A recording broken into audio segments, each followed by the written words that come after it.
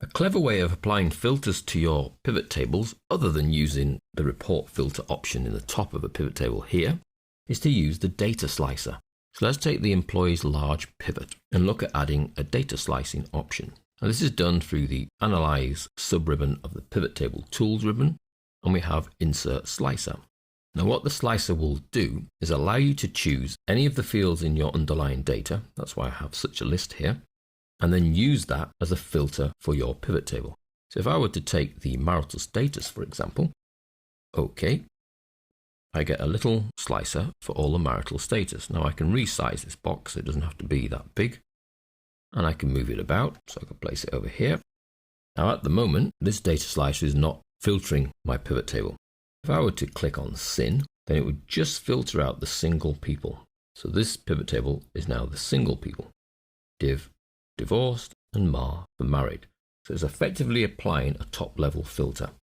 I can multiple select values in here by using Control click. So I've got Mar and Div, or I've got Sin and blank, or I've got Sin, blank, and Div. And the pivot table responds immediately. So it's a nice quick way of having a higher level filter.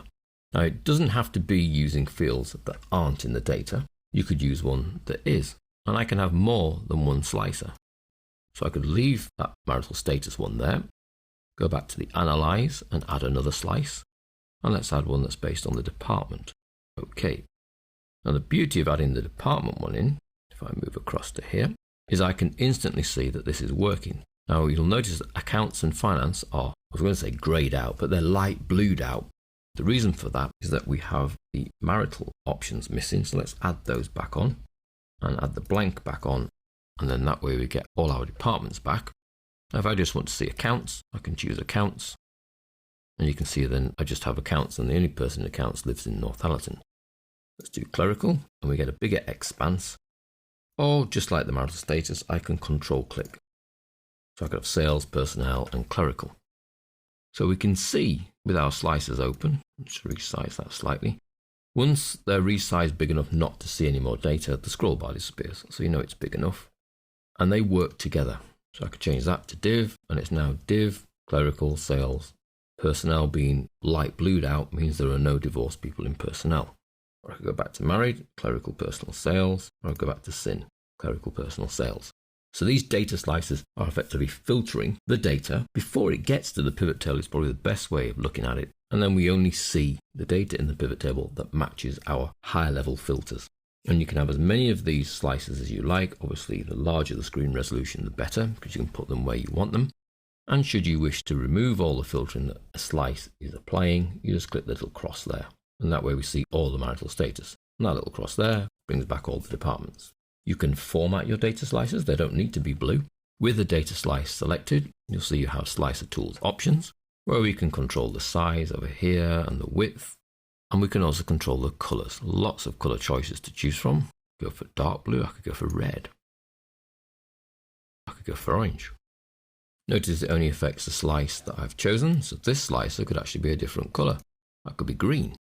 Or if I wanted to be controlling, I could go for a new slicer style, set up my own color scheme, and that would then apply to my slices.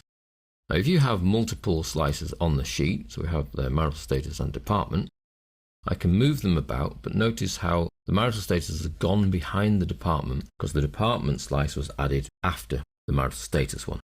So the order they're added controls their stacking order, which is really where these bits then come to play, because I can then pull this particular slice forward and it becomes in front of the department. So should you have so many slices they need to overlap each other, you can then control which one sits in front of which other one by using the bring forward or bring to front option, or send backward, send to back option. So I could send the marital status back to the back, and it then goes behind the department.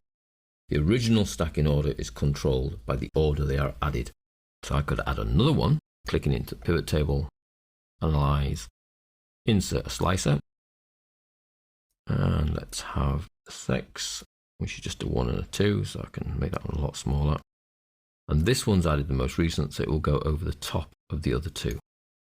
Again, I could send it backward, so it goes behind the department. Send backward again, goes behind the marital status. And if I don't move it, I'm not going to be able to see it. But it too can be coloured in. Let's go for purple. And as you choose either of the options, they are then applied. So that's now only showing male employees. That shows female employees. So we could have female. Let's move that out a little. Divorced. And we can see that they only work in operations and warehousing. The other options being grayed out to some degree. So that's the data slicer. For slicing your data, instead of using the report filter option, we can have these beautiful slices that can be color coded, and they just make it a bit more user friendly to use and filter your pivot table data.